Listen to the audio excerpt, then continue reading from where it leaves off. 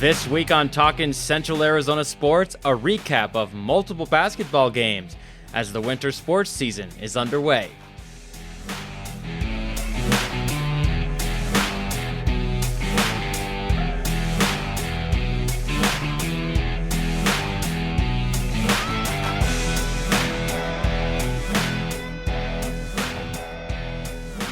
Hello everyone, my name is Torrence Dunham and welcome to a weekly podcast catching you up on the latest with Central Arizona sports teams.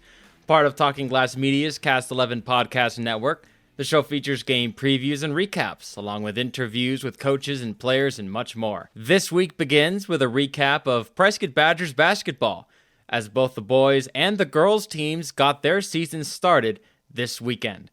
The boys on Friday got the win 71-61 over the Mountain Ridge Mountain Lions on the road in Phoenix, thanks to a 40-point performance from sophomore Uriah Tenette. You've heard his name on this podcast before during the football season. Tenette scored 32 of those 40 points in the second half to erase an 8-point halftime deficit after the team struggled in the second quarter. Here's head coach Travis Stedman on the win. It was kind of a tale of two halves. It's our first game of the year. They've played 6. We were shaking off a little rust in that first half, scored 5 points. I don't think we scored until about the last 3 minutes of that second quarter there. I think Uriah had 8 in that first quarter, in that first half. Went in the locker room, talked about getting stops defensively, and we decided to come out in the second half. And Mr. Tenette decided to put the ball in the hoop a little more often than he did in the first half, and we sat down and defended quite a bit. We went on some runs, and when we start getting hot, things start going well for us on both ends of the floor. Tenette, who practiced with the team last Monday following the football team's quarterfinals defeat on the previous Friday, knew he had to step up after the slow start. Yeah, our team was down in the first half. We didn't come out ready to play, I don't think. So I had to be a leader out there and just lead our team today. Stedman said the offense began to move the ball more efficiently in the second half, allowing Tenette to take over the game. I don't honestly think anything changed other than the fact that we were moving the ball quite a bit more. Yeah, he had a lot of buckets in the second half, but they came because we were moving more offensively than we were in the first half. So it made life a little easier for him and everybody in that. The Badgers on Monday night then improved to 2-0 with a 77-43 win over Cortez in their home opener. The team is back in the Valley on Wednesday for a matchup with Marcos de Niza at 7 p.m. The girls basketball team, after losing their first game of the season on Friday to Mountain Ridge, bounced back and also beat Cortez on Monday night 60-38 on the road. Zoe Libas had 20 points, 9 rebounds, 7 steals, and 5 assists to lead the team, while Riley King added 14 points and Riley Hobson had 12 points. Here's head coach Jami Johnson on the win. Well, I was really pleased because at the first of the game, we really couldn't throw it in the ocean. We had a lot of shots, but we couldn't put it in the bucket. And there towards the end, I told the girls, keep shooting, they will fall. So we started hitting some shots, working the ball around a little better. I was happy with the win. I'm missing one of my starters. She's resting an ankle. And then I'm missing another, pretty much my 6th man. She's out sick. So I'm pleased. I'm really pleased with this win. It's a good feeling. It's always tough to play on a Monday, because you have that break and you don't have a practice right before you play. So, I could tell at the start of the game that we had a little bit of those feelings, and we didn't, we weren't exactly on our game to begin with, but then we got it going and we ended well. So, despite the tough loss for Prescott High School to begin the season, Johnson said it was a learning opportunity, and it clearly showed in this win. Always helps. I don't think the girls consider their first game to be a big loss. I think I said, it's not about winning and losing, it's about winning and learning. And unfortunately, our first game had to be against Mountain Ridge, 6A. They have a D1 commitment, and it was their 5th game, and it was our first. So I was pleased with the way that the first game went, even though it wasn't a W. But it's always great to come back off of that with the win. The team next hosts Marcos de Niza on Wednesday, starting at 5:30 p.m. We'll recap games for Bradshaw basketball coming up, but first, as with most things, a good game plan is key. With December here, we all know winter is coming. Can your heater handle it? Schedule your fall tune-up today with Yavapai Plumbing and Heating. All the info you need can be found at ypeinc.com. That's ypeinc.com.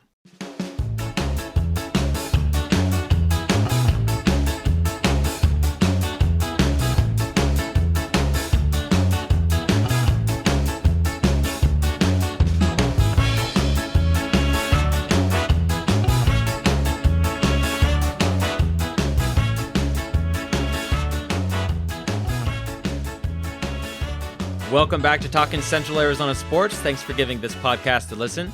The Bradshaw Mountain Bears girls basketball team is still looking for that elusive first win of the season after losing a heartbreaker in the final minute to the Williams Field Blackhawks on the road Saturday afternoon, 39-36.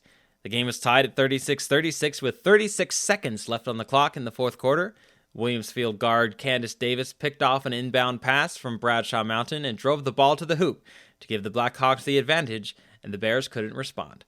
Here's head coach Rick Haltom. Yeah, it was a tough one. We came down here to win. Great game. We made some errors right at the end, but give Williams Field credit. They did a nice job, kind of coming back in the second half. We kind of stalled a little bit in the third quarter. The Bears, after a rough first quarter, picked it up and began the second quarter on a 12-2 run, outscoring Williams Field 15-5 to head into halftime with a 10-point lead. Williams Field would storm right back with a 15-4 run out of halftime to take the lead with 1 minute remaining in the third quarter. The Blackhawks would continue their good play in the fourth quarter as they opened on a 7-0 run to extend their lead. Bradshaw Mountain, of course, did fight back, but couldn't reclaim the lead. The Bears fall to 0-3 on the season after the team's second consecutive 3-point defeat. We're a tough group. We just haven't had the ball roll the right way yet for us. But it's going to, and when it does, look out for Bradshaw because I think we're going to win some games. We don't talk about wins and losses. We talk about one game at a time. You win, you lose, and you move on. And so we have a major tournament next weekend that we're going to prepare for Monday and Tuesday and, win some games up there. But 0-3, 3-0, it still doesn't matter. It's still early in the season. Senior Ellie Bennett led the team with 15 points in the loss, while sophomore Kaylee Smith added 10 points. Bradshaw Mountain will next compete in the Round Valley Round Ball Shootout this weekend against Blue Ridge, Leading Edge Academy, Gilbert, and St. Michael.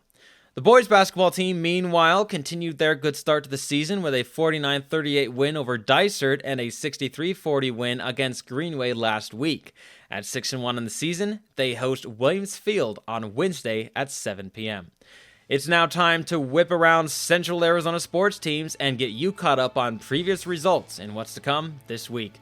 Keeping with Bradshaw Mountain, the boys soccer team began their season last week with a 9-0 win over St. Mary's and a 2-2 performance in the Alliance Tournament, and then a 2-1 win over Agua Fria on Monday evening at home. The team stands at 4-2 overall as they host Saguaro on Friday at 6 p.m. The girls' soccer team, meanwhile, went 1-1 to begin the season last week with a 2-1 loss to St. Mary's, but a 8-3 win over Agua Fria. They play Saguaro on the road Friday at 6 p.m. The boys' wrestling team have a meet on the road Wednesday against Glendale and Barry Goldwater before participating in the third annual Husky Invite on Saturday. Over to Prescott now, as the boys' soccer team began the season by going 1-3 in the Alliance Tournament over the weekend, with losses to Kofa and Bradshaw Mountain. They went 1-1 against Mingus, picking up the win 5-4 on penalty kicks. They played Cactus on Monday and will now hit the road for a game against Estrella Foothills on Wednesday. The girls' soccer team, meanwhile, got their season started on Monday against Cactus and will next host Estrella Foothills on December 13th at 5 p.m. The wrestling team will compete against 4 teams in a meet on Wednesday before playing in the Marana Tiger Duels over the weekend. Ending high school sports with the Chino Valley Cougars as the girls basketball team is looking to rebound from a 59-15 loss to Payson last week as they hit the road Friday to play Florence. The team is 0-3 to start. It's also been a tough start for the boys basketball team as they fell to the Payson Longhorns 58-36 last week to drop to 0-7. They will look for their first win on the road Friday against Florence. The boys wrestling team on Wednesday will host a meet with teams including Camp Verde, Baghdad, and Mayer at noon, while the girls wrestling team will compete in the Epic Tourneys Wrestling Invite over the weekend. On to collegiate sports now as the Embry-Riddle soccer team fell to Tennessee Southern last week in penalty kicks after a 3-3 tie as their season comes to an end at the 2022 NAIA Women's Soccer National Championship final site. The team went 17-2-3 overall and 12-0 in the conference. The men's basketball team over the weekend lost to UC Merced 69-54, but beat Simpson 83-62, as they now stand at 4-4 overall and 2-1 in the conference. In the win on Sunday, David Tebow had 17 points, while Christmas Togiani Jr. and Chase Verdugo added 15 points each. Next up are home games against La Sierra on Thursday and Antelope Valley on Friday. Both games start at 7:30 p.m. The women's basketball team, meanwhile, lost both their games over the weekend to UC Merced and Simpson. In the 68-57 loss to Simpson on Sunday, Zachariah King led the team with 15 points. At 5-5 overall and 1-2 in the conference, they host La Sierra on Thursday and Antelope Valley on Friday. Both games start at 5:30 p.m. Ending the whip around with the Yavapai College Roughriders as the men's basketball team lost both their games last week, 67-58 to Eastern Arizona and 84-77 against Pima. In the loss on Saturday to Pima, Mandel Campbell led the team with 19 points, while Devin Bryant Jr. had 17 points. At 3-6 overall and 1-2 in the conference, they play Central Arizona on a Wednesday and Chandler Gilbert on Saturday, both on the road.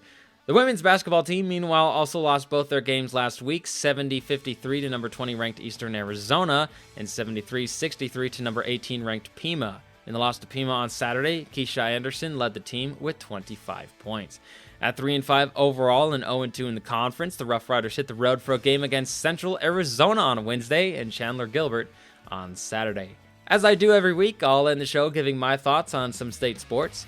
This is one of the greatest weeks of the year for baseball nerds as the winter meetings are taking place. The time when all the front offices come together at one place and talk trades or sign players to big contracts. Just look at that reported 11-year, $300 million contract the Phillies handed to Trey Turner on Monday. Sure, the D-backs are a year or so away from competing, but now is the time to make a major splash and give the fan base some energy heading into the holiday season. And the perfect guy to do that is signing shortstop Xander Bogaerts to a big deal. Middle of the infield of Jordan Lawler and Xander Bogaerts for years would be electric, or Bogaerts at third, Lawler at shortstop, and Marte at second. The D-backs have always spent big on aging pitchers, giving fans roughly 20 times a season to see their big acquisition. It's time for a big-time young hitter to see 160 or so times a year, and Bogaerts is that move. I'm Torrence Dunham, and this has been Talkin Central Arizona Sports, part of Talking Glass Media's Cast 11 Podcast Network. Come on back next week as the winter sports season continues. Have a great week, and we'll see you back here next Tuesday.